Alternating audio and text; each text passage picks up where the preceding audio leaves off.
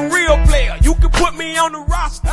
All about my cheese, I ain't worried about the pasta. Baby, 9 change the mind on the rock. Lay a hitter up, might as well knock it down. Fire like a chopper, burn like a predator. Screen spin the rain, predicting like the weather.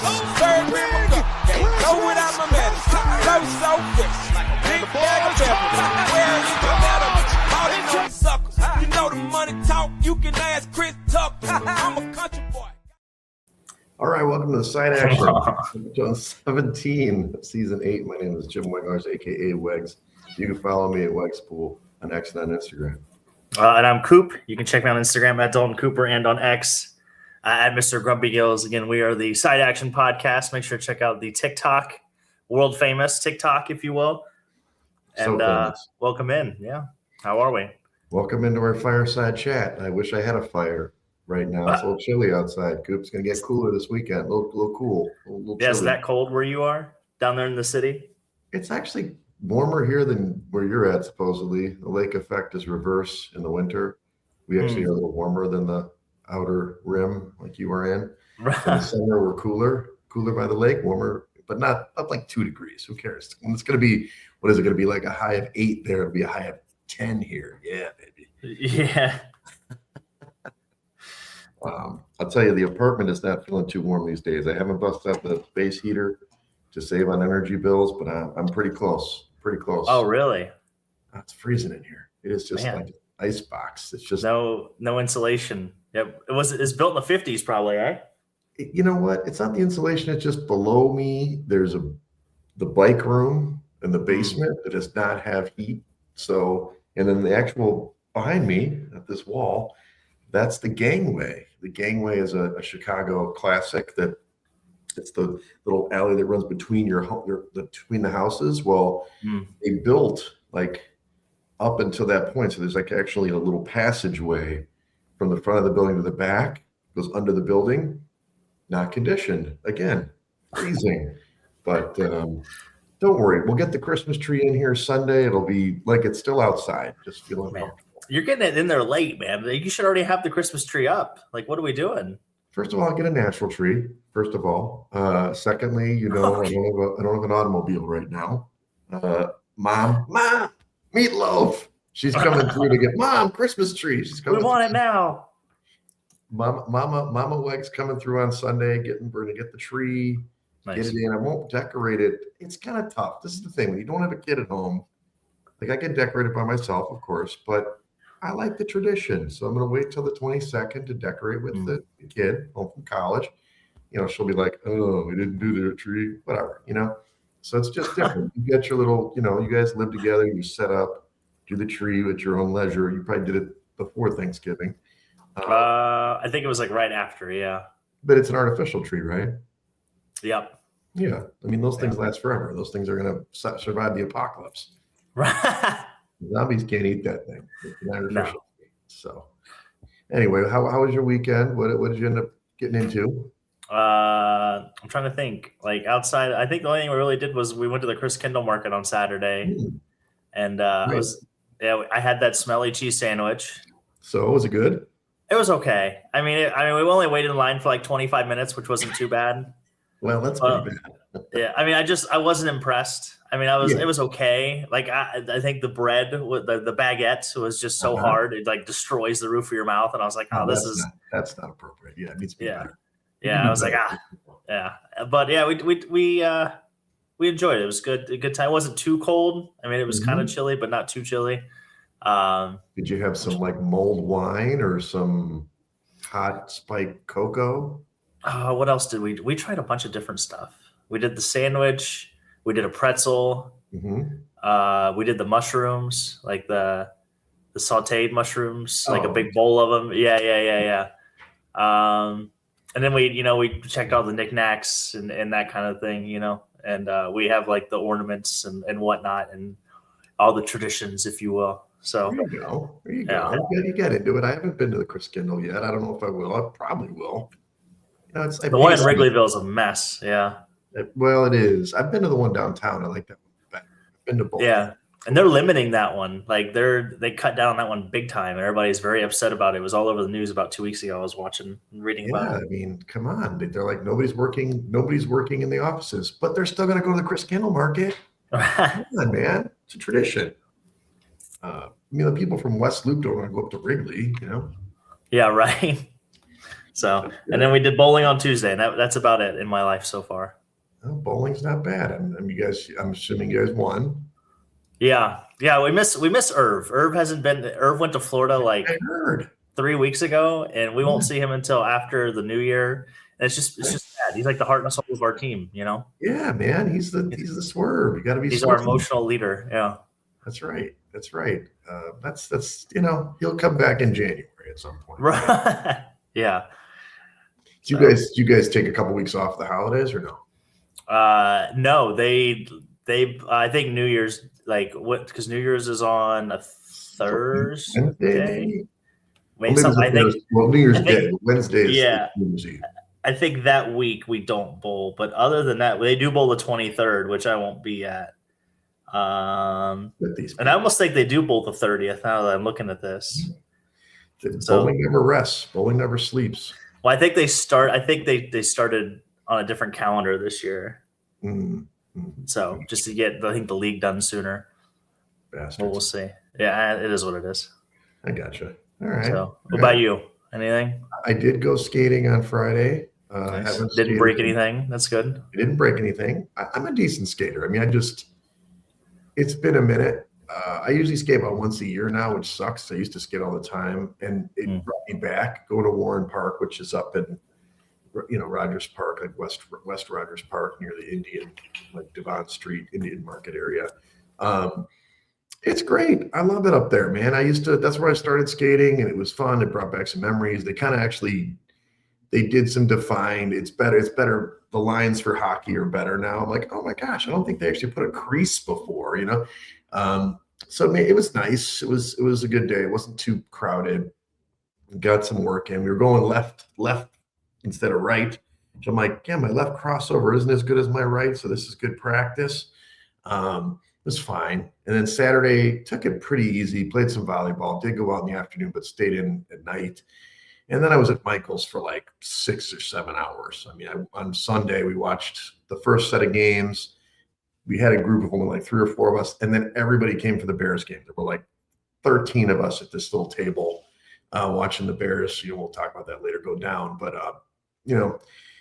full day at Michael's. And then, that after the whole week at my Michael's company, it was crazy, dude. It was like, I needed some time off. So Monday and Tuesday, decompressed. But yesterday went to the Four Shadows party, which was very fun.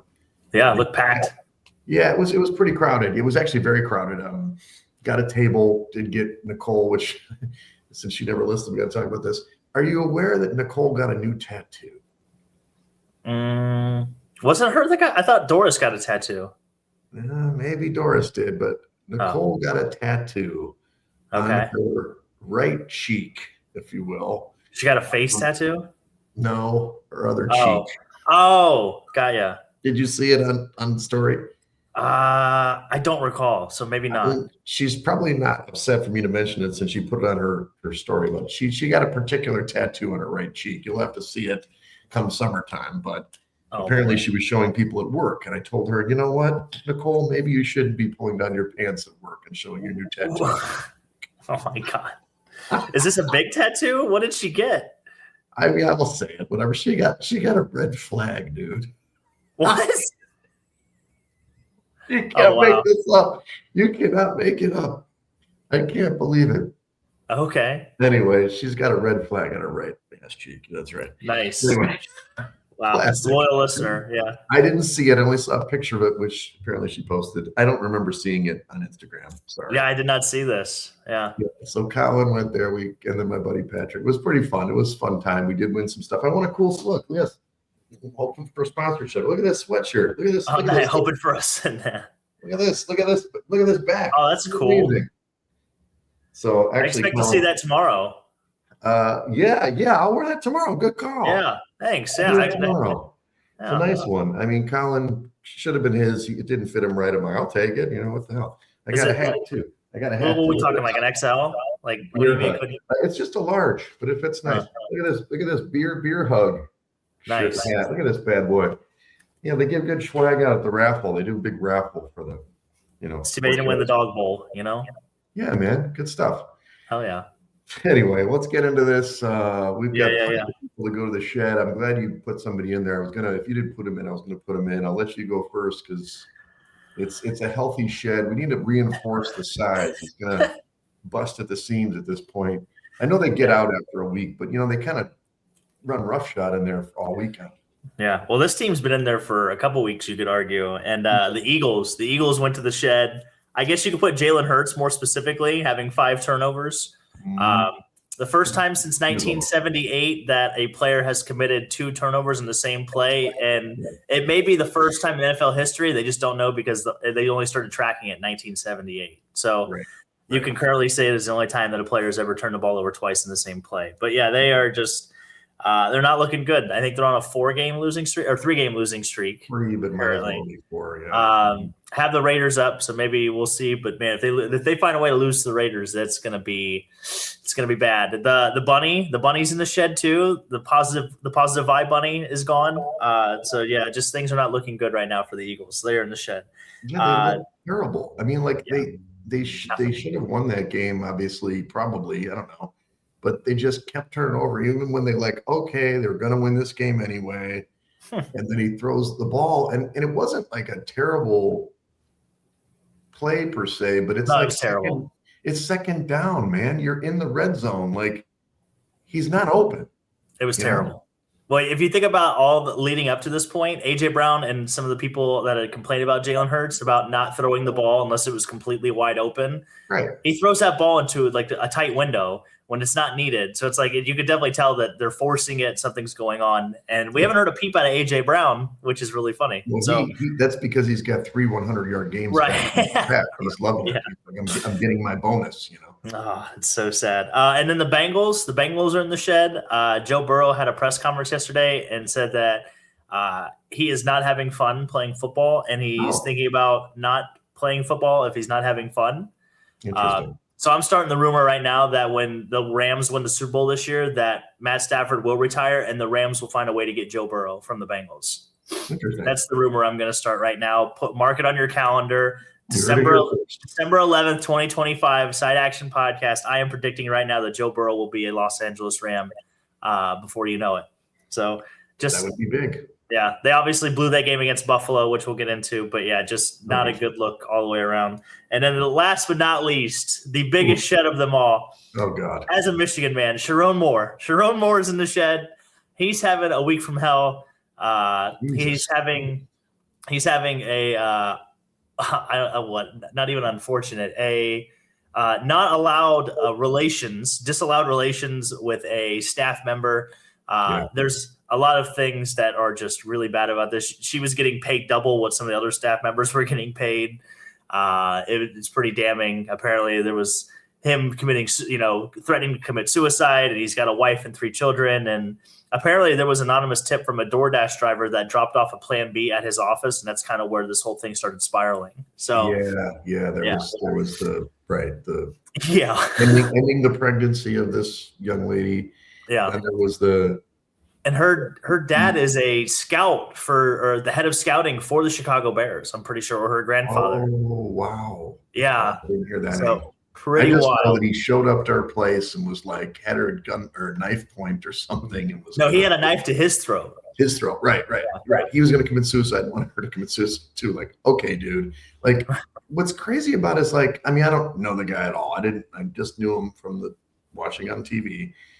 Man, look, we've all been in tough situations, but let's just not advocate that kind of, level of anxiety. Say you lose your job, which he's losing a lot of money. Don't make it to the next level where you're going to jail for a long time. Right. God, I felt bad. That was all unraveling. Last night I remember I was listening to it. I was like, what? I kept seeing more stuff. I'm like, holy crap, Yeah. There was a lot of people on Twitter that I guess were tweeting about this 10 days ago, give or take, that I guess people had known about it, but Michigan was doing an investigation, which is the story right now, is that they didn't have enough credible evidence to be able to fire him with cause, which now I guess they did obtain, obviously. Well, you mean after they got their NIL guys signed? Well, maybe that's what some people were, after the football season's over with, basically for them and whatnot. But yeah, just tough look. I mean, from me being a Michigan fan, I never thought Sharon Moore was a good hire to begin with because he really never been a head coach. Like he literally just osmosis off of Harbaugh, essentially. Right. So I don't know. I mean, it's kind of a silver lining, I think, just to get rid of him now. That way, the only crappy part is just the timing of everything, because obviously LSU had an opening, Florida has an opening, Penn State had an opening. There's not a lot of pickings to choose from, but I think Michigan will be just fine. But yeah, Sharon Moore definitely in the shed, going to be there for a while. He's going to have a separate shed, but he's going to have his own. He's going to be there for a while. Situation. Yeah. I hope he kind of comes out of it where he's still alive, basically. Let's not get to the point where he takes his own life. I mean, Jesus Christ, that's just crazy. Sorry. Yeah. Sorry for it's insane. Harassing me. And there's the ambulance. He's fine. They're there for sure. Well, the only team that's happier about that situation is Notre Dame, who's also in the shed, because obviously they didn't make the playoff, which I was intently listening. I was actually on the way to Mark Michaels and at Michaels listening to the selection show, or whatever the hell you want to call it. I was like, is Miami going to get in? My Miami ticket. I was a little surprised, and I understand better now than I did last week why they did it. But obviously we know now, we'll talk about it later, the field, but Notre Dame doesn't get in. I was kind of like, well, wait a second. How can they put in James Madison and Tulane in there? But, effectively with Duke winning, they have such a poor record. That's what we talked about. Teams were better at the better conference or whatever. So it by default came down to essentially, I think Miami's going to be in because they beat Notre Dame. It was like Alabama and Notre Dame, and then Notre Dame falls out. And it seems a little bit petty, though, not to go to the bowl. We're not going to participate in bowl activities. Like, come on, dude. Like, get in the shed. Like, just play out the season. Like, don't be that guy. But they were, and whatever. I did hear, though, now, I don't know if it's a result of this or something, that now they're guaranteed, if they're in the top 12, they're guaranteed to be in the bowl, like in the playoff next year if they're in the top 12 next year. I don't know. Yeah, there's a written clause, but there's also a story that came out this morning that said that actually may backfire on Notre Dame, because there's teams that are not wanting to schedule to play against them because they have that clause, which I think is hilarious. The one thing that's really soft to me from Notre Dame is that they're literally blaming the ACC for lobbying for Miami, who's been in their conference for over 20 years and participates in every sport, over Notre Dame. And they're saying it's a horrible bit. They've ruined this business relationship and everything. Like, Notre Dame needs to shut up and join a conference. Like, join the Big 10, join the Big 12, join wherever. Like, the basketball team plays in the ACC. Everything else, every other sport at Notre Dame plays in the ACC other than football. Right. Football, like, it's just stupid. Like, join the ACC, bro. Like, it's just this is literally your own fault. Like, if you just would have beat Texas A&M or one of those two teams, literally one or the other, didn't matter. So. Yeah, I'm so over Notre Dame. They're soft. They're soft. They're soft. Get in the shed. Yeah, that'll teach them. Like we're the side action shed. We'll definitely comply next time. Yes. Next is Kevin Stefanski. He's an interesting coach. He's won NFL Coach of the Year twice, right? And he's on this team that he's Shador's actually playing decent. But when you're down 31-29 with a minute to go in the game, you're playing, obviously, the Titans. You were favored. They're probably not going to cover the spread, whatever. But you take Shador out of the game. He's had a good play. And they run this crazy-ass play that apparently – was it Judkins who forgot he was supposed to hand the ball off? Yeah, he forgot to play, 100%. And I heard that it didn't work in practice. Like, I understand sometimes things didn't work in practice, but, like, that was your best play? Like, are you clearly trying to lose? Probably. So, Stefanski, just give me a break. Like, get in the shed. Like, what are you doing? The game's on the line. You're going to do this crazy play that's probably the worst play I've ever seen in the NFL level. It was like a high school play that didn't work. Yeah, Galaxy brained it. Yeah. All right, club dub now, positivity, switching the thing. Let's go first. The Jags. The Jags are in club dub. This team, I've been crapping on the Jags all season, admittedly, but this team has won 4 straight. The only time they've lost, you said this last week, they lost to Houston. They gave a huge lead up. Otherwise, they'd be 5 straight or maybe 6. Now they're in the inside track to win the AFC South, as long as they don't stub their toe, which you never know. But their defense playing good. I mean, obviously Liam Cohen's got it figured out with Lawrence. I mean, club dub, baby. I mean, the Art Murphy Lounge is yours.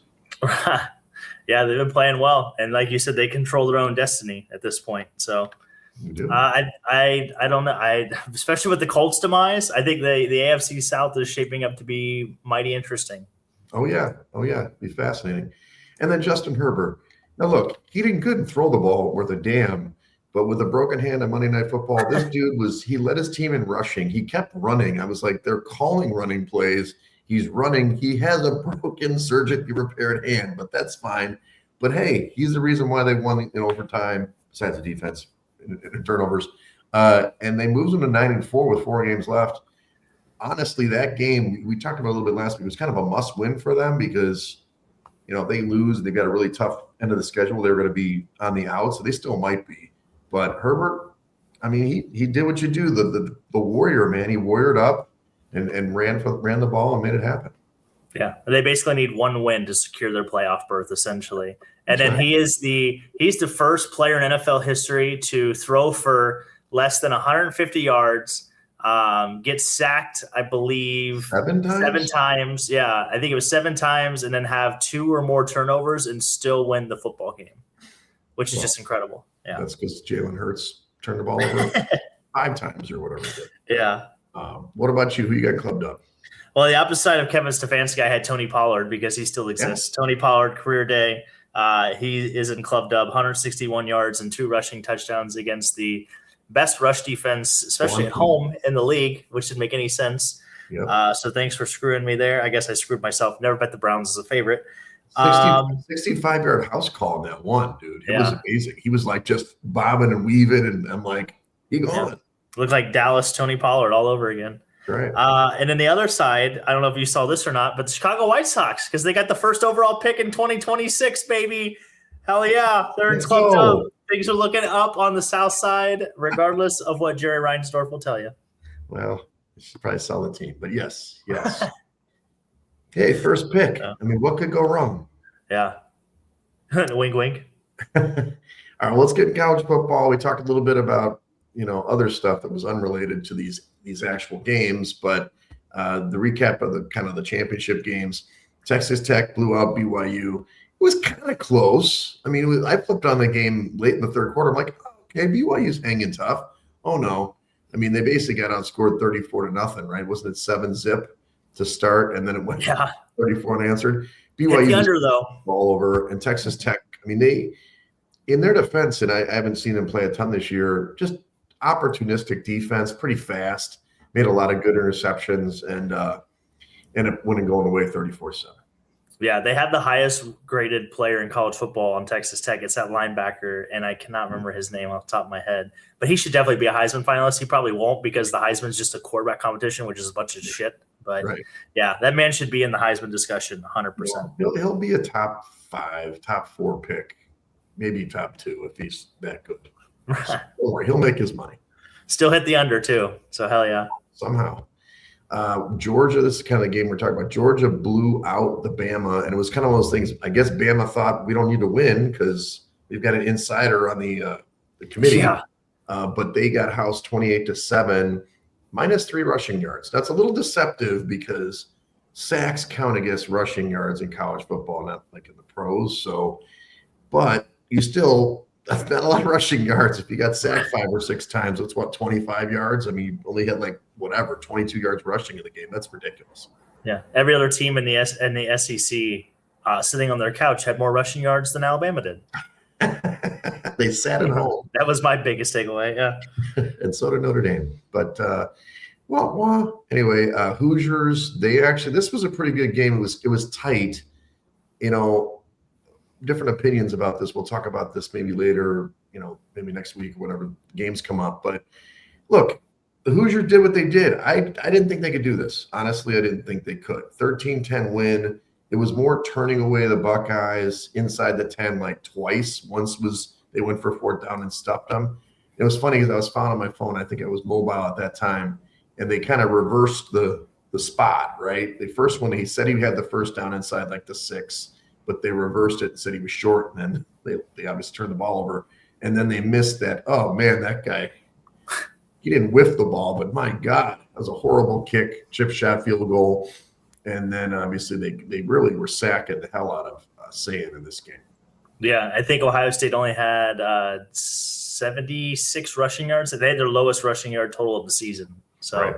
And Indiana's for real, man. They play their trench play was like I was very surprised on how well their offensive and defensive lines played against Ohio State. That was my biggest takeaway is that okay, this team can play with the big boys on the line of scrimmage. Apparently they can. Now, do you feel this is kind of what I was alluding to? Do you feel that the Buckeyes held stuff back? Do you think that they pulled all the stops? Actually, vanilla. I think. Honestly, I think they just weren't battle tested. Like going into that game, Julian Sand had thrown 24 passes total in the 4th quarter of the whole season. Mm-hmm. So I just don't think the Buckeyes were. I mean, they hadn't played anybody up to that caliber all year. I mean, they played Texas the first game of the season. Sure. So I mean, yeah, that's the closest thing. But again, first week of the season, a lot of new implications and everything going on, new players, etc. So. But I think that's the first real test they had, and Urban Meyer said it too. He's like, they got their scars today. They really hadn't gotten any scars all season. Now they got some scars. So there you go. We'll see. I think it should help them moving forward. Okay, and then the aforementioned Duke, who beat, they beat Virginia. Now this is funny stat. Virginia still has not won an ACC football title. I don't think going they've in had like two. They've had 2 ACC title game appearances, I think, in school history. Yeah, that's it, and they've been around for over 100 years. Sorry, guys, and that's obviously my daughter's school now. But yeah, but the Blue Devils did their best to try to lose this game. They had the lead, they had the ball, they just got to run the clock out. And Manny Diaz, I don't think he's a great coach. He basically didn't do it right. Gave the ball back to Virginia, who got the field goal to tie the game. And then they went into overtime, and then obviously they got a pick after they scored the first touchdown. So I misquoted my stat, by the way. So in the 136-year history of Virginia football, that was the second time in school history they'd gotten to 10 wins. Oh, wow. Yeah. Yeah, they're not a great football school. I mean, they've had some decent players in the past. I mean, the Barbers were good. Yeah, that's fair. Yeah. That's a while back. But yeah, that Duke win obviously kind of really let Miami get in and all that stuff. So, All right. So as we look at the bracket preliminarily, this is basically the final rankings or the final seedings. You got Indiana moved up to 1. They get a bye. Ohio State, they're an at-large, but they stayed at 2, which is interesting. You kind of mentioned that last week, I think. Georgia, the SEC champ, stays at 3. They get a bye, and Texas Tech, the Big 12 champ, gets the bye. So from there, we've got the games, and I guess I listed them out by seed, but they actually start in reverse order. They kind of start the 8 seed is the first game against the 9 seed, 8 seed being Oklahoma playing Alabama. This will be Friday night next week, and right now Oklahoma's a short favorite, 1.5 points, 40.5 point total. It's a rematch. Of this game. And I guess I was a little confused by this. Am I not? I thought that the higher seed was supposed to have a host game. No? Is this being played in Oklahoma? It should be. Yeah, it should be. Why is this listed? Oh, because I listed it that way. Okay. So Oklahoma's at home. So they're the favorite at home. So they're 1.5 point favorite. So that should be a decent game. It's a rematch from a few weeks ago. It was a tough game. We don't have to make an official pick. That'll be next week. But you think Oklahoma can run with this, or you think that Alabama's going to bow up? No, Alabama can't run the football, and I mean that's literally what it. I mean Oklahoma beat Alabama in Alabama due to some turnovers and some questionable play calling, but I think again John Mateer he should be getting healthier the more time he gets to heal that hand that he had surgery on in the middle of the season. And I would like Oklahoma here. They're at home. It's going to be electric in Norman. It's going to be at nighttime. I think Oklahoma will find a way to get it done. Well, and obviously I'm already misquoting it. So Oklahoma is actually a dog. They're 1.5 point dog in this game at home. Yeah. So you definitely. I love that. Yeah, I love it. Give me the points. Yeah. So make sure I quote these all correctly because I'm screwing this up. I'm doing it because of the seeding, not because of the higher seed would be the home seed. Okay. So then the next game is A&M hosting Miami. This will be on Saturday, right around 11 in the morning, pretty early. And in this game, A&M is favored by 3.5 points, 51.5 point total. Obviously, where my allegiance lies with my bets, because I got that, 80 and 100 to 1 for Miami. But I think this would be the best game of the four, I would think, but maybe not. Maybe it would be a tough fought battle. It should be a lot of points. So 51.5 point total. I like over. Miami and Texas A&M can both score. Yeah, I love Miami in this game. I think Texas A&M is a little bit fraudulent. I think they got a little bit of a schedule break. They didn't play like the top 4 or 5, or like the top 5 finishing teams in the SEC. They played literally the bottom half of the SEC this year, and then they played Texas, who is one of those top 5 or 6 teams in the SEC, and they just got physically outmatched. Right. And I just think as long as Carson Beck doesn't turn the ball over, I think Miami is a scary team to play against. Their defense is much better than last year. Their offense is maybe not as good, but they could definitely score with anybody. So, yeah, I think the value is 100% with Miami here. I think it's even better they're playing this literally at 11 o'clock in the afternoon, too. I think that really helps Miami. Okay. Yeah, I mean, certainly, as a dog, you get the plus money for the money line. Right.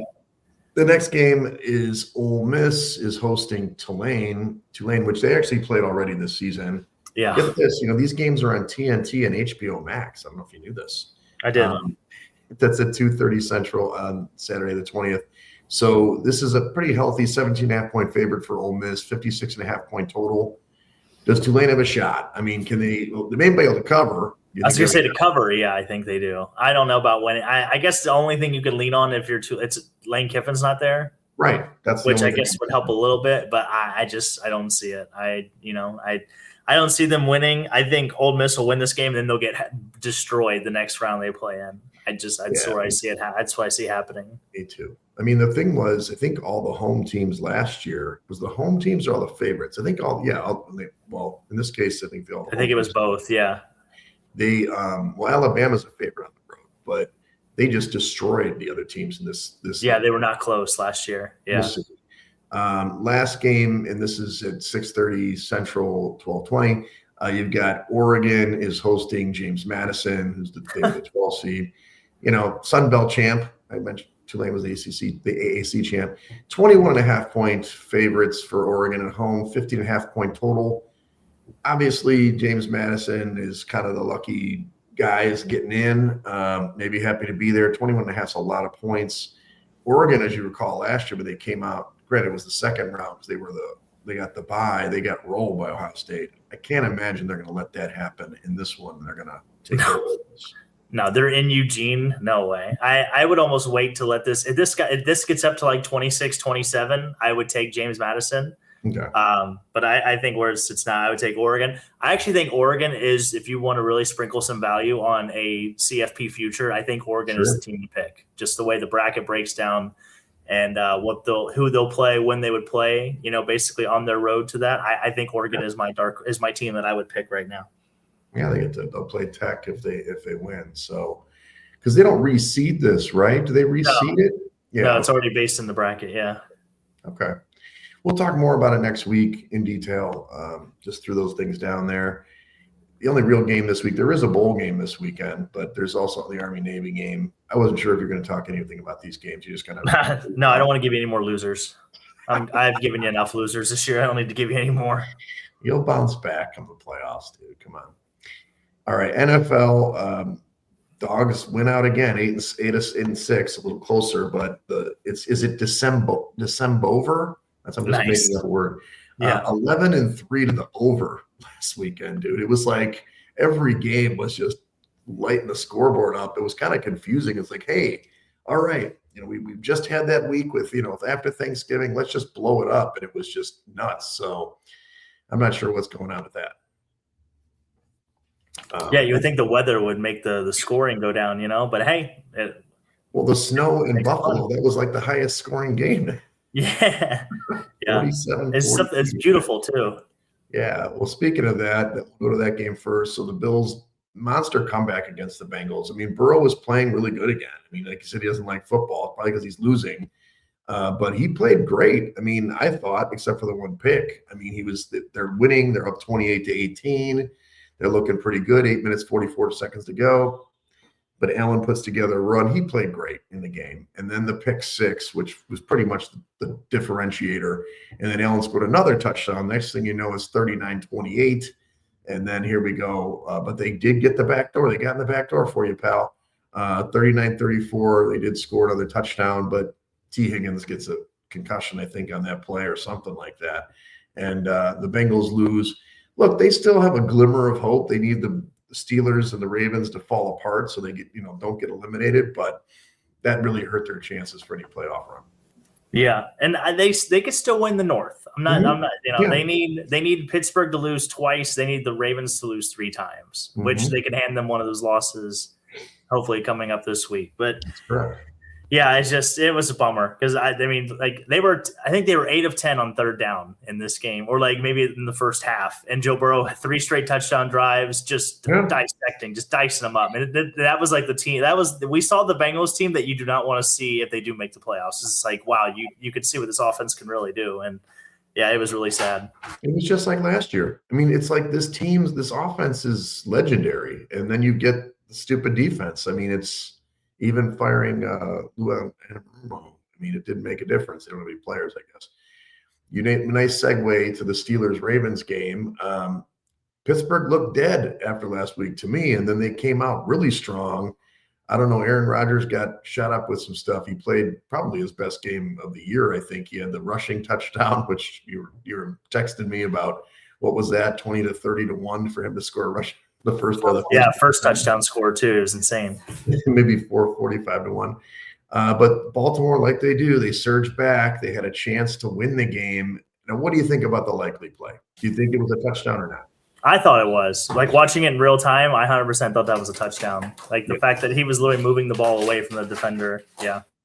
Well, it's like 2 steps. So this is what's weird. You're catching the ball. You're going out of bounds. You put 2 feet in. And then if the guy knocks out of your hands, that's probably a touchdown, right? Like if you're, like you've got to get 2 feet in. Like I see it at the 40-yard line. The third step in the end zone to make it a touchdown, that makes no sense, right? Like at the 40-yard line, I could see why that would be called an incompletion. But in the end zone, I just don't see how that's not a completion and a touchdown. Right. There was a catch. I can't remember which game. Was it the Bears game? There was a catch where it's like, dude makes an amazing catch, but I'm like, did he really get his feet in? He was certainly not 3 feet. I think they blew the call. It doesn't mean that Steelers wouldn't have gone down and kicked the game-winning field goal, but at the same time, the Ravens should have been up in this game and maybe win. But now the Steelers lead the North, and the Ravens are like the Chiefs. They gotta win and get some help, basically. Yeah, no, the Ravens might be dead. Are they going to fire Harbaugh? That's the big question right now. I think they will. I do. Really? Okay. Well, remember 2 years ago, it was the preseason last year, I think. I was the one saying to you, I think it's Harbaugh's last year. I think it's done. And you're like, what? You're crazy. He's one of the best coaches. And I was like, well, actually, he played, he did what he did. They coached him up. They were great. Maybe it was 2 years ago when they went to the AFC Championship game. And I was like, I guess you're right. I just think sometimes you need a new voice. And you saw it in Philly when they got rid of Andy Reid. And talk about Reid, maybe not right now, but later – dude, it's like, come on, man. Like at some point, you got to change it up. Something's not working there. Whether it's Lamar, you want to get rid of Lamar, but is he healthy? Whatever. They're not getting it done, Right. That's very true. All right. Packers, they take the lead in the North. I mean, look, it was a good football game. In the first half, nip and tuck. I mean, definitely under was in play. It was like 7-3, but then the Bears screwed up on that coverage, gave up that big pass to go 14-3. Trust me, it was a little quiet in Michaels after that. But they made a push, man. They were down like 21 to whatever it was. They come back, they tie the game 21-all. But the defense couldn't stop Green Bay, man. Green Bay's offense is like humming right now. And obviously that last play, I don't know, I've seen it a few times on video. It would have been tough to throw it to DJ Moore. I thought he could have just run for the damn first down, but I really think the Bears screwed up in that last drive 2 ways. 1, 3rd and 1, just run the stupid ball and don't like play around. Like, I don't know what they were doing. They were like, or maybe they did run it, but I didn't like the way they run it. It was they did. He got stopped. Yeah, he got Monungai got stopped on 3rd and 1. That was the whole ordeal. They didn't take timeouts. They're burning time. I just felt like they got pressured. And then that last play, I would have liked that play on 3rd down. And like, you know what I'm saying? Like, they know you're going to run. Just fake it, run the thing. I think they were assuming they were going to get the first and win the game or tie the game. And they kind of got caught looking. So Packers win 28-21, cover the number kind of miraculously in the end. And they're in the control of their own destiny, even if they play at Denver this week. Yeah, and if he throws that ball to Colson Loveland a little bit sooner, or no, maybe it's Cole Kmet. It was Kmet. Yeah, it was Kmet. Yeah, if he throws a second sooner, he right was when open. He comes around. Yeah, like he was open because there was like 4 guys, down the line of scrimmage, and it just, it's hopefully he learns from it. That's all I can say. Hopefully, I will say that Colston Loveland did get the anytime touchdown though. Wide open. Didn't get the first TD, but he got the anytime. Last game to highlight is the Texans. Man, I honestly didn't think they'd win the game. We did pick them in the contest. 3 I didn't love, but dude, this defense. I mean, look, Kansas City didn't convert on 4th downs when they probably should have. I mean, Rice dropped the ball. Kelsey dropped the ball. Then he tipped one for interception. But in the end, it's like KC's just on the wrong side every single time this year. Is like opposite of last year. And more often, and more importantly, the Texans came and they balled. They played really good and won this game 20-10. It was going to get a little dicey there when they didn't move the ball at all in the 3rd quarter. That 4th down play, what do you think? They shouldn't have gone for 4th down, obviously. They're on 31, right? I mean, I think Andy Reid told you exactly what he thinks about this team by him going for that 4th down. It's like he felt that they needed to have it. Like they had to get something going. And CJ Stroud only completed 4 passes, I think, in the second half of that game, by the way. So the Texans definitely need some help on offense if they could be a sneaky Super Bowl team in the AFC. They really could. But I just think they need Take Dell or they need like an offensive line. They need something, just a little bit of something. They need – can they find some old ass lineman to bring in? Because like a Phillip Rivers situation, get some like Jason Peters and see if he can get in shape and try to get back on this line. Because if they have any more, if their offense, if they score 22 points a game, they will win every game. Like this team is undefeated if they get over 22 points, right? I mean, they lost to the Seahawks because they scored maybe more than 20, but like this team only gives up. The last 6 weeks, they don't give up anything more than 16 points. This team's incredible, So yeah, 100%. All right, week 15, we've got a full slate now. We're no more buys. We're going all the way now. Tonight, we've got the Falcons at the Bucks. These are all circle lines, just to specify. Most of them are the same as market, but a couple are off. Bucks are 5.5-point favorites, 44-point total at home at 7:15 tonight. I know they're getting back Evans. They're getting back McMillan too, right? He had that neck injury. I don't know. It's just so many points, man. I know the Falcons suck, but 5.5, dude, I can't lay it with the Bucks. I mean, this is a stay away or Falcons to me. I can't do it to myself. The Bucks have just sucked for weeks. Hopefully they get right because now they're tied with Carolina in the NFC South. They have to win this game, but. I don't know. Do you like this game at all? I mean, I just don't know how Baker's health is either with the shoulder. Yeah. But yeah, to your point, McMillan is going to be back tonight, so that'll be a good sign for the Bucks. But the Bucks have to win this game. They have to. There's no ifs, ands, or buts. No ifs, ands, or bucks about it. They have to win this game. Yeah, I think so too. It's just one of those. We'll see. I mean, the Falcons like. Kirk Cousins is pretty garbage, but last year he played really well against the Bucs. But they've been playing like trash. I like the under in this game. That's where I would go. Yeah, I like that too. Then we got Sunday, full slate here. We've got Browns at Bears, 7.5-point favorites for the Bears, 38.5-point total at noon. High is supposed to be around 10 degrees. Wind chill around -5. This is going to be an old school, Browns versus Bears game back in the 60s. I still don't love that spread, though. I mean, Bears are playing well, but if the Browns if they mail it in, no problem. But 7.5, that's too many points for me. I'd just stay away from me again. Yeah, I love the under in this game because I feel like this game is going to be about 2.5 hours. It's going to be like, all right, nobody wants to be out here. Let's run the ball and get the hell out of here kind of game. Like, run, punt. Literally, yeah. So I love the under in this game, under 38.5. Good call. Here's the Ravens at Bengals, little rematch. Bengals are actually a dog in this one at home, 2.5-point favorites for the Ravens, 51.5-point total. The Bengals are not yet eliminated. I like the Bengals. I'm not saying that the Ravens, I think that should be at worst a pick. I know that the numbers tell you that the Bengals should be a worse team, but the Ravens haven't played well. So I like Burrow to win this one again. Yeah, I like the over in this game. I like Isaiah Likely anytime touchdown. The Bengals are the worst team in the league at defending tight ends, and I think Isaiah Likely has a big game. And I like a lot of points in this game. The Bengals and Ravens get together is usually a lot of points for some reason. I'll take the over. Yeah, I mean, he did have the touchdown that got wiped away, so it makes sense. Yeah. Joe Burrow, by the way, 8-1 in his last 9 starts, so be careful. That's why I like him. Money line. All right, Cardinals at Texans. Texans are 9.5-point favorites at home, 42.5-point total.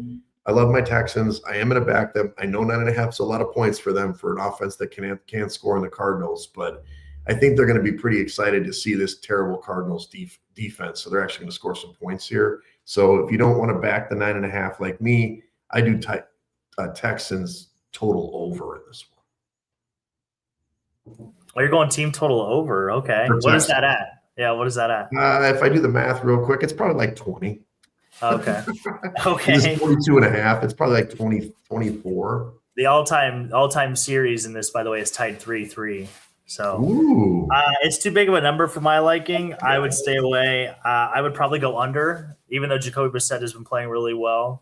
Mm-hmm. I would take the under in this game just based on literally the Houston defense. So and the Cardinals are they're not a bad defensive team either. So this could very easily be 17-13. Best 3-10 team in the league.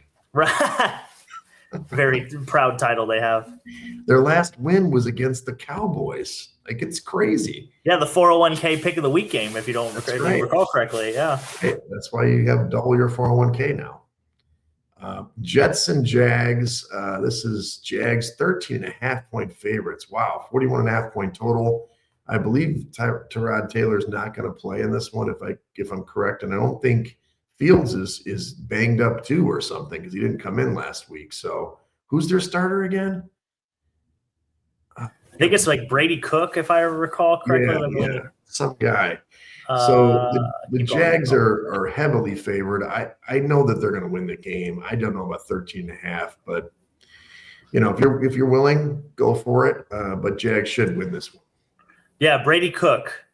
Mm-hmm. Brady Cook is their starting quarterback for the Jets. Can you tell me where he went to college? Missouri? Oh my God! Look at you. Hey, that is correct. No, I heard it this week.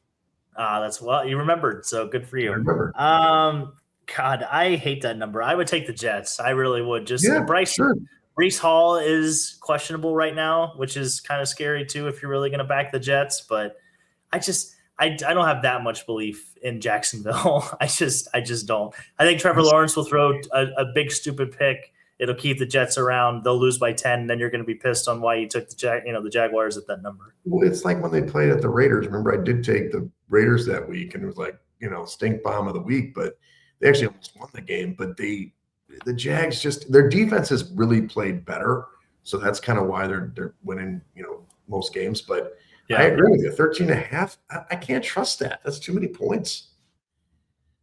Okay, Chargers or the Chiefs. This number baffles me a little bit. Chiefs are 5.5-point favorites at home, 41.5-point total. I know why. Must win. Chargers offensive line doesn't exist. It's a turnstile. So I understand that. Looks like you like the Chiefs here. This one from 4.5 to 5.5. It's just on fire. Probably go to 6.5 by game time. Is that the handicap here because the offensive line for the Chargers? That, I would say the Justin Herbert injury, I mean, you can kind of tell he was a little hobbled, and I believe the Chiefs are getting somebody back.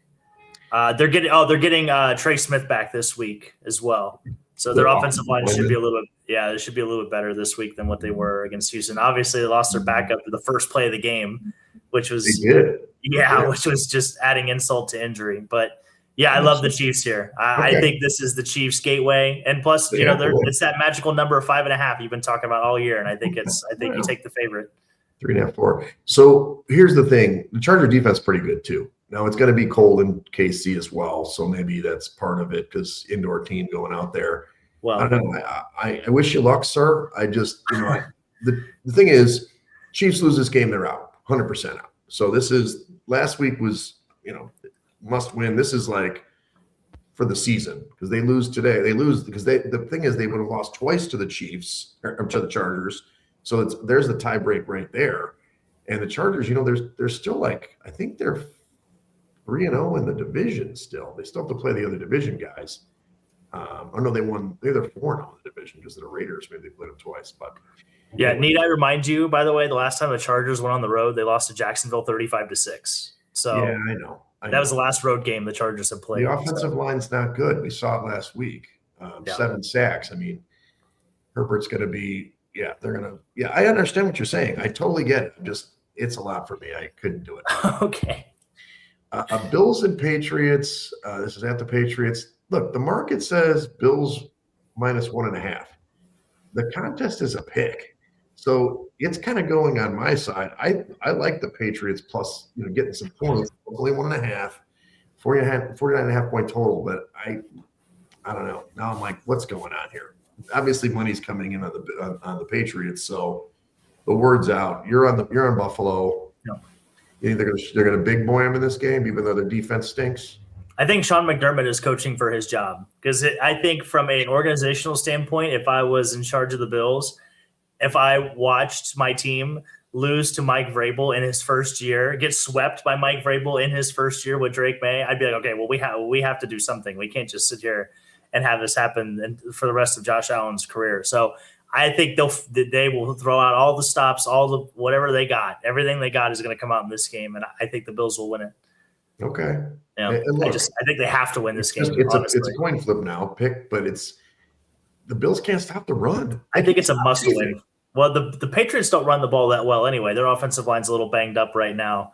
They're a little Drake May reliant at the moment. I think that'll play into the Bills' strengths. Yeah. And I think this is a must win for Buffalo, in my opinion. They have to win this game. I agree. I mean, if they lose this, they lose the division. It's that simple. So I don't think you're wrong. I don't know. The numbers are really slanted to the Patriots, so that's why I had to back off on this in the end. Yeah, Drake May's new nickname, by the way, is the schedule. The MVP is gonna have an asterisk schedule. Commanders at the Giants. This is an exciting game. 2.5 point favorites for the Giants, 47 point total. We kind of glazed over that the Commanders got just destroyed by Minnesota. Oh my God, 31-0. We were on the Commanders, by the way. Jackson Dart, I'm assuming, is starting. That's why it's favored. This is I don't care to watch this game. I could care less, but the Giants are probably a little bit better. But if it's Mariota starting? Mm-hmm. So I probably you like Mariota. Yeah. Mariota. If Mariota, I just think Daniels just heal up, man. Just the season's over. Don't get hurt. No, I'm with you. I think I was on the commies last week. I'm on the commies again this week. I can't quit the commies. I just can't do it. You're like my Texans, but they kept winning. Yeah, exactly. Last game in the early window, Raiders at the Eagles, 11.5 points favored by the Eagles, 38 point total. Do you like the Eagles too? Like I can't back them at 11.5. I know that the Raiders suck. I mean, they are terrible. They're going out in the cold in Philly. It's probably not good, but the Eagles, come on, dude. This team, something's wrong. I mean, Nick Sirianni has lost this team. It doesn't mean that they're not going to lose this game. But the Raiders, it'd be really funny if they did. Oh, if they did, I would probably be. Well, it opens the door, and the Cowboys still could win the division. Yeah, Philly's got to go 2-2, and the Cowboys have to win out in their last 4. So it's not impossible, but it is unlikely. Yeah. It's not. And my initial take, I was like 11.5, way too many points, but I didn't put it in the top 5. It's still one of those picks that I would. Yeah, no, I would definitely stay away from this game. If anything, I would take the under in that game. Yeah, just run. Just run. I just don't know how the Raiders are going to score because they're not. Because I don't think is Geno playing. I don't think Geno's playing. Kenny Pickett. It's the revenge of the Pickett. Revenge game. He's gonna come back home to Pennsylvania. He knows what he's doing. Yeah, forget about it. I don't. Crummy game. Okay, let's get to good games in the afternoon here. That somewhat meaningful games. Packers at Broncos. Let's go, man. Packers 2.5-point favorites on the road. 42.5-point total. All these games are 325, not 305, which is kind of weird. I like the Pack. I know that everybody's saying the Broncos are going to make it happen off the bye.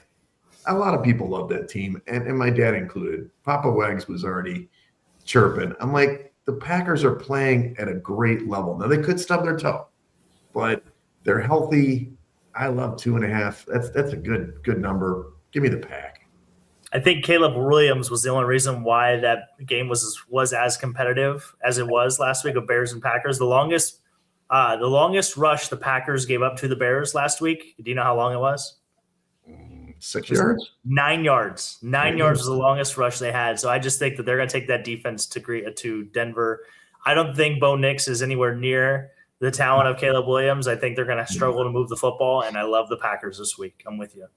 Look at this. You could have added it in your picks. Nope, you already took it. So 401k, though, Packers. 401k. Look at that. 403b, maybe just a little, maybe like a small piece of your Roth. Your Roth. Yeah, right. Pre-tax. Right. Lions at Rams. Lions are 6-point dogs in this one on the road. 55.5-point total. I definitely was pro Lions going in, so now I'm reversing myself. I think they're going to get smashed in this game. Poor Lions. They made a great push against Dallas last week. Rams are playing good. You've got the double revenge with Goff and Stafford, but I think they're going to put on a clinic. There's no secondary for the Lions. So no, Branch is done for the year. I'm with you. Yep, 100% I'm with you. I think I would take the under team total for the Lions. I just think that the Rams defense, since they got embarrassed by Carolina, I just think they'll have a point to prove. I just think the Rams are going to play ball control. They have 2 running backs now, too. They've got Blake Corum and Williams. Kyron Williams. Thank you. I get the Patriots on the brain, obviously, but yeah, I just don't see a way the Lions win this game. I don't see a path for them to win this game unless they're like 8 of 8 on 4th down. Maybe, I don't know. That's like the only path that I can see for the Lions to win this game. Well, Jahmyr Gibbs, he's got a 3-touchdown streak. This will be his 3rd in a row. He had 2 straight. I don't think it's going to continue. No, I don't see that happening. All right. Panthers and Saints. You may not think this is consequential, but it is. Panthers, 2.5-point favorites on the road, 40.5-point total. Panthers got to win this one because they can stay on top of the NFC South with the Bucs for the big matchup next week. I think they're going to lose this game. I like the Saints, baby. Give me those 2.5 points. Their defense has been playing pretty good. Somehow, I've been teasing Tyler Shuck. I can't pronounce his name correctly, but he was great last week. I know that Carolina's coming off the bye, but it's kind of a look-ahead spot. I like the Saints here, plus 2.5. Yeah, I'm with you. I like the under in this game. The first time they met, they played. It was a 17-7 game, and the Saints won in Carolina. So I like the under in this game. I think I'd maybe not pick a side so much. I feel much more strongly about the under, though. Yeah, that makes sense. Saints shucking it up. The games they really have. Yeah. Titans at 49ers. What can we say? The Titans got the win. They got the win. They're 2-game winning streak. I don't think so. 12.5-point dogs on the road at 49ers. 44.5-point total. This is a chance for the Niners to come back after they were on the bye too, right? So they can kind of tune up for the division stretch. I don't know if I lay it. You like to lay it, huh? Oh, I'm laying it. Oh, I'm laying it so hard. Yeah. Oh boy. Yeah. You're trying to get the lady excited over there. Oh, I'm laying it. I'm laying that 12.5, and I'm feeling really good about it, to be honest. I think an old team like the Niners, they love a goodbye. They need the rest. I think it favors them, and I just think they come out and absolutely lay the wood to the Titans. Would you put some money on the division for them? They're like 4-1, 5-1 to win the NFC West. Seattle and the Rams are, they have the best record, so they're definitely set up, but yeah, they could sneak in. They could. They did split with the Rams too, I believe. Yeah, because they won that Thursday night game. Yeah, they knocked us out of Survivor. They still have a game with Seattle, I think, on the schedule. Then yeah, they play the Cardinals. They play the Bears. Let's look at the schedules here, shall we? Yeah, whose line is it anyway? Yeah, I mean, why we don't work. They do. They played the Seattle Seahawks last game of the season, week 18. Yeah, so because they have Bears, and Bears. Yeah, they could very easily stay undefeated going into that Seattle game. But Seattle does control their own destiny at the moment until next week when they play the Rams. So they play the Rams. I'm telling you. But yeah, I'm with you. I mean, it's good value. I wouldn't like think you're crazy for little James Hedgington III, if you will. James Hedgington III. I do have some money on the Rams for that division, but I mean, I like plus money. I'm excited about it. Yeah. Okay, so you're laying the wood there. Colts Seahawks, the aforementioned Seahawks, they kind of get not a break, but the Colts have just completely fallen apart. We obviously Daniel Jones out for the year with Achilles injury. More importantly, they signed Old Man Rivers. He's 44. He's a man. 5 years ago. I can't believe it's been 5 years already. He could have been up for the Hall of Fame, but instead he's coming back. They're 13.5-point dogs in Seattle, 42.5-point total. I can't see any path that the Colts can win this football game. Now, Riley Leonard probably will start, maybe. Have you seen all this stuff on Rivers? I mean, Rivers, he's looking like Jimmy Wegs, getting a little middle-aged man gut. Is he really a grandpa, or is that just a joke? Yes. No, he is a grandpa. He is 100% a grandpa. He and his the funny thing is his high school team runs the same offense as Shane Steichen's offense. Yeah, of course. That's the biggest reason why they brought him in. But I love when that press conference happened. They asked him how much he weighed, and he didn't really say, but he's got to weigh at least 260 pounds. Like he definitely weighs more than some of the linebackers on their roster, 100%. Yeah, just so you know, I looked it up. San Francisco 7-1 to win the NFC West. That's not terrible. Yeah, no, it's not. Okay, so Seahawks, yeah, they're going to win this game. Can they lay this number, 13.5? I don't know. I don't know. That's a lot of points. The thing is, Darnold is playing like trash. He played terrible in the first half against Atlanta. Then he did bounce back. It was 6-6 at the end of that first half. He finally started hitting Jackson Smith and Jigba, who should be the offensive player of the year, I hope. But anyway, maybe Gibbs will steal it. So here we are. I probably wouldn't lay the number, but I am hoping Rivers gets in. I want to see Old Man Rivers. I think he's going to start. Like, there's no reason to sign him to be the backup. I know. But they keep saying, like, oh, Riley Leonard. I'm like, come on, dude. Riley Leonard get his first start at Seattle. That's like he's going to – We saw what happened to Max Brosmer. We already know what happens when you make your first start in Seattle. But that's the other thing, too, is Seattle has not been good at home. I know. As of late. But we'll see. The hell out of the Vikings. They did. Yeah. So, look, here's the thing. They've gotten a kind of an easy schedule at home. Remember when they beat the hell out of the Saints? It was Rattler's first start on the road or something. Then they get Brosmer and the Vikings, and then they're going to get Riley Leonard. There's no way. They got to start Rivers. Yeah, 100%. They're going to start Rivers. What do you think the touchdown prop for Old Man Rivers will be if he runs it in first team prop? Oh my God, 1,000-1. That's what you put your 401k on. Oh my God, it's incredible. Okay, Sunday night game, Vikings at the Cowboys. Cowboys are 5.5-point favorites at home, 47.5-point total, 7:20 Central Time. You got to go with the boys, right? I mean, Minnesota played great last week, 31-0. Do you think they got it in them again? JJ's figured it out. He figured out the NFL after taking some time off. I don't know. All the sharps are on the Vikings this week. All the smart people, quote unquote. I really like the under in this game. That's where, because if people think the Vikings are going to win, there's no way they're going to outscore the Cowboys offense. So I would take the under in this game. I don't know if I don't really like the number either way, but I do like the under. Yeah. Yeah, one of the guys I listen to loves the Cowboys. I didn't get on in my top 5, but I don't know. We'll see. They kind of blew it last week. I mean, I really thought that they'd play better against Detroit, but what are you going to say? The Monday night game, interesting game, the 7:15 Central. Fins at Steelers. Fins are on the winning streak. They're 6-7. They're the same record as the Ravens and Chiefs. Oh yeah. I know you're Dolphin now. 3.5-point favorites for the Steelers. 42-point total coming up north. TJ Watt is hospitalized now? Yeah, they were looking at his lung. Something with what the hell's that about? Yeah, something with his lung. I was looking at it right before we jumped on here. If he doesn't play, you got to take the Fins, right? I mean, I feel good about taking the Dolphins either way. Right. Let's see. Experiencing discomfort at the practice facility on Wednesday. His status for Monday's game is in question. He was experiencing some sort of discomfort when he was at the facility, so we took him to the doc's office, and they're going to do some procedures. So yeah, that's not good. But either way, even if he plays, you like the Fins. Yeah, I do like the Fins. The only thing I'm scared of is that the Dolphins give up the highest completion percentage to opposing quarterbacks in the league.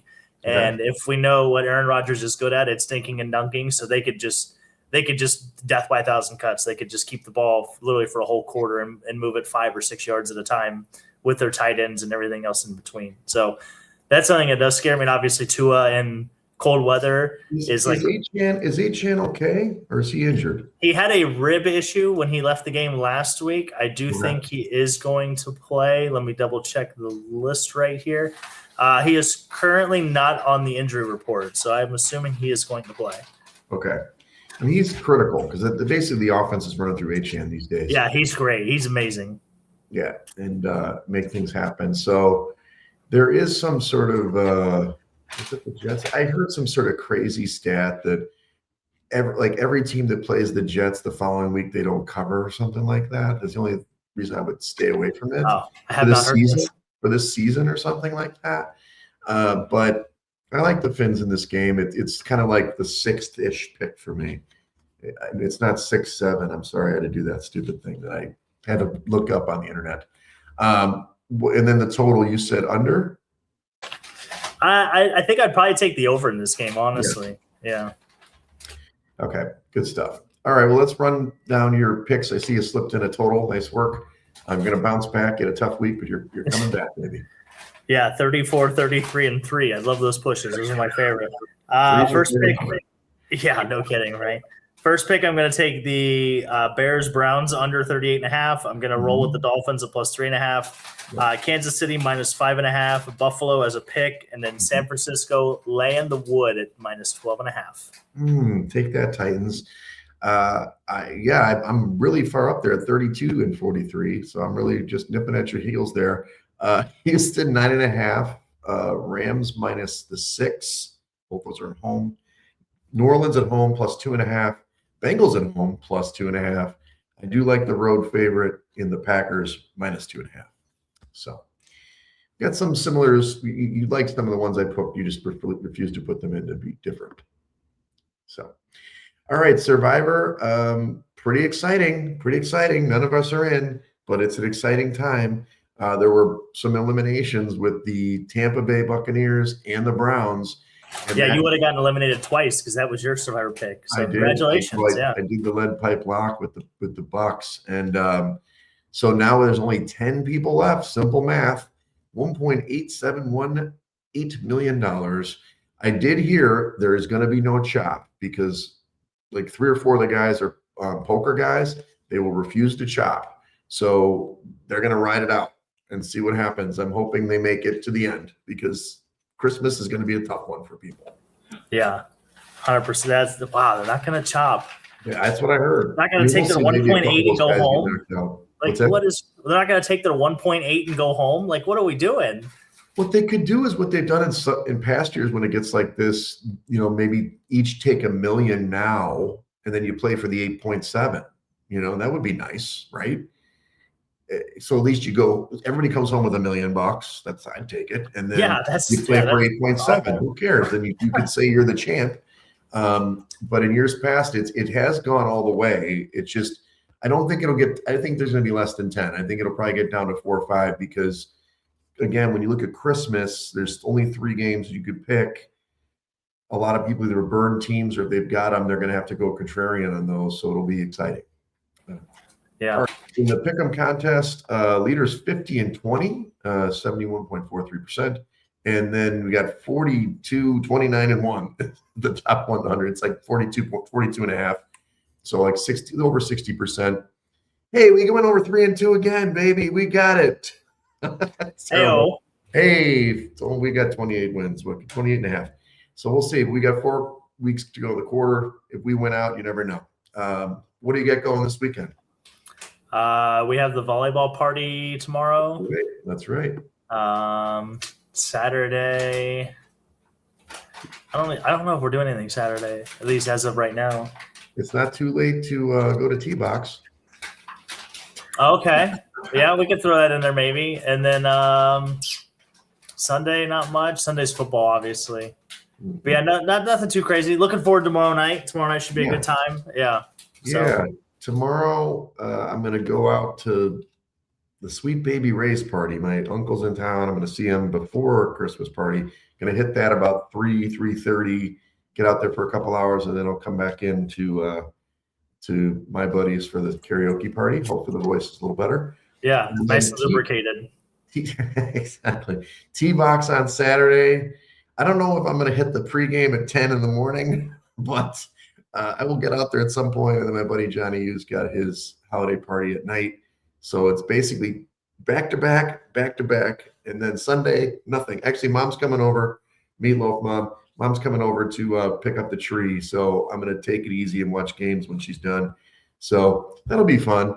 And then next week is a little more tame. I think I've got 2 items to do next week before I can just kind of relax till the end of the year, you know? Yeah, we'll be heading to we'll be flying down to Miami next Friday, I believe. That's the right day. Yeah, we're going to the Bengals and Dolphins game. Oh, that's awesome.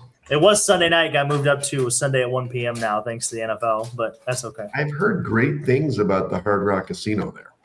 Okay. Yeah, like they take all your money.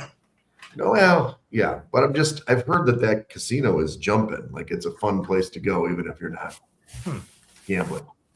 Gotcha. Just so you know. Okay, I'll keep that in mind. Well, it's Hard Rock Stadium, isn't it? I can't imagine it's that far from the stadium. So. Yeah, and I have a buddy that lives down there too, so we'll be staying with him, which kind of helps.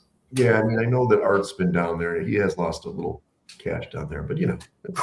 Nice. Well, follow us at Side Action Pod on X, Side Action Podcast on Instagram. Don't forget about our TikTok. Don't do it. Follow me at Wegs Blue on X and on Instagram. And you can check me out on Instagram at Dalton Cooper and on X at Mr. Grumpy Gills. Again, we are the Side Action Podcast. Make sure to check us out wherever you get your podcast. And happy betting, right? Stay warm.